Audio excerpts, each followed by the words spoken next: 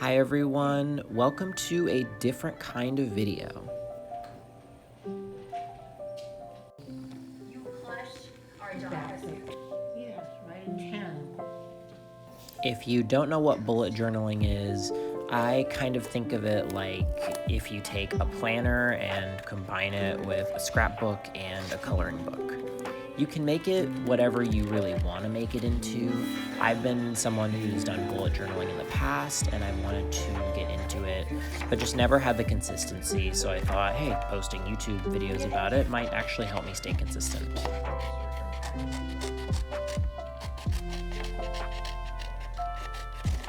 I'm super happy with how this little cutout of Nick and Charlie got. I'm going to mention it a lot because it took me a long time. But we're starting my September bullet journal spread. I thought to do kind of a Heartstopper inspired theme with season 3 coming out. I thought that it would be super cute and kind of test my drawing abilities. I've never really committed to one single month theme, I guess. I've kind of been very sporadic with what I've done, but I've thought really hard about what I wanted to do. And Heartstopper just had that kind of simplistic theme that I wanted to go for. Also, I'm a perfectionist, if you couldn't tell, but I'm trying to let go of that. So I completely scrapped my original font for September and just went over it in pen after I was somewhat okay with how it looked.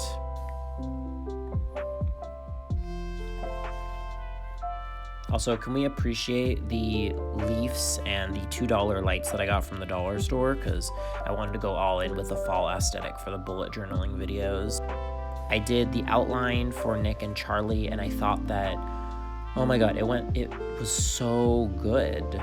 I did trace the outside of their bodies on a light pad, but I challenged myself to want to do the inside details myself. So yeah, I traced over them in pen, drew it in pencil first. I thought it went super well. The hardest part, I think, was the wrinkle lines, because I think Charlie's shirt did have stripes on it, so that kind of mixed a lot of the wrinkle lines and stripes together. But I love how their faces kind of just fit like a puzzle, like Nick's hair meshing into Charlie's, and I think it all looks super cute, and I loved how it turned out.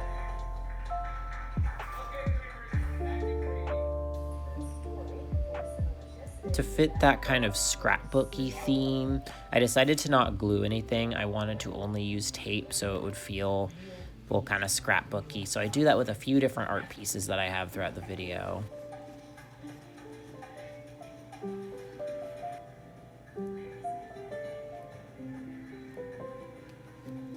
I wanted to try to recreate my own little Heartstopper-ish kind of leaves to throw around on the page, but I didn't actually end up using these because I didn't like how they turned out. This is one thing I'm learning with bullet journaling, is that if you don't like how something looks, you don't have to use it in a spread or on your page. You can save it for later, or you can just not use it at all. I learned that I am very picky with my leaves. I didn't like how any of these turned out, so I just was like, you know what, it's practice.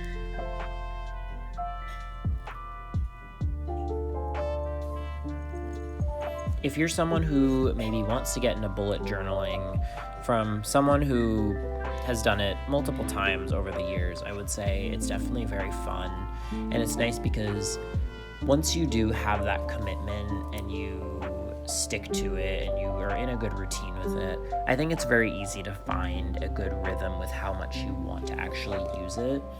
You can do all sorts of different kinds of spreads, like goal trackers, habit trackers, weekly spreads, monthly spreads, whatever works for you. When I used to bullet journal, there'd be some weeks where I was really busy, and then I'd have some weeks where I wasn't. So, I'd maybe make a weekly spread for the first week of the month, and then skip a week, and then come back to it. You don't have to do a first of the month to 31st kind of calendar spread if you don't have stuff going on every single day. it just is very adaptable to someone's lifestyle if you're not super busy or if you only have like a few things during the month. It can also be super therapeutic because, like I said, it's very much like a coloring book or a scrapbook in my case. It's very artsy. If you're not an artistic person, like, you don't have to do super complicated, detailed spreads. Like, even though I would say I'm more artsy than the average person, I'm not doing like the most artsy-ish spread and not even really caring about my little smudges and details on the habit tracker right here. Like, I'm trying to stay simplistic so that way I can still have fun with it while also adding my little details.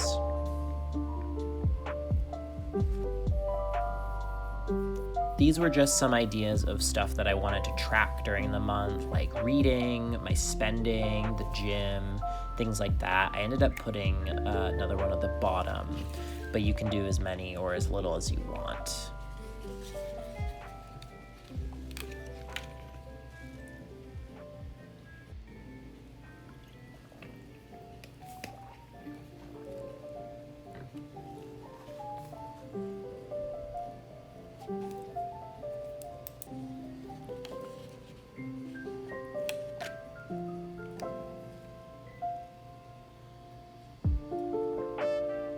I didn't want to go super complicated or detail-oriented with these spreads because, like I said, I'm just getting into bullet journaling.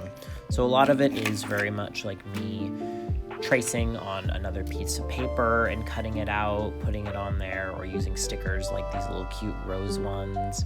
I didn't want to be super OCD about like making sure my stuff looked nice while still making it look at least nice enough to enjoy using or looking at when I'm using this later in the month.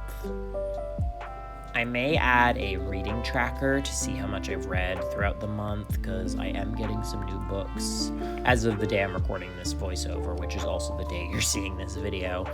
But yeah, I really like how it turned out. It's very not too all over the place as a theme, but I think that it definitely works for like what I want to do. Like, this month for September, I'm posting hopefully 2 videos a week. So I wanted to have a little ideas list in case I just had some idea pop up like during lunch or something.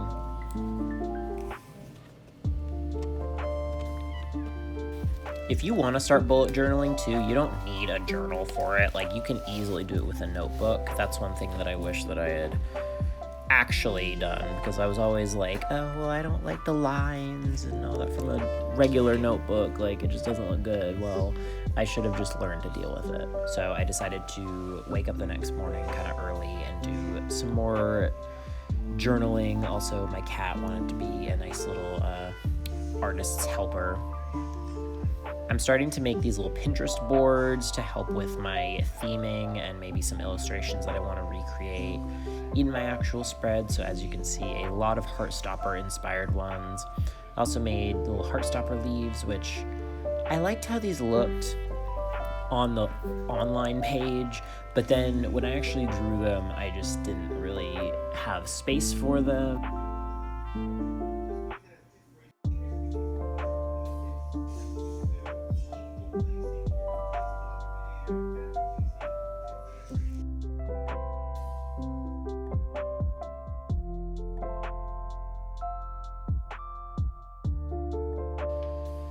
Off camera, I also traced this little blue picture of Nick and Charlie's feet from the kissing scene promo in season 3. I just thought I needed something at the bottom of my habit tracker, so I decided to throw that down with a little bit of tape. Not the most prettiest thing in the world, but I liked how it turned out. So this is a final flip through of my September bullet journal. It's simple, it's not too much. I liked how it turned out. I'm definitely going to be adding more to it as the months go on. I also colored in the little Heartstopper logo, but I loved how this turned out. I thought that it was a really good first bullet journal spread, and I have a lot of pages to fill up over the next few months. So I'm excited to see how this goes, and if you enjoy the bullet journaling content, let me know down below. See you guys in the next video. Bye.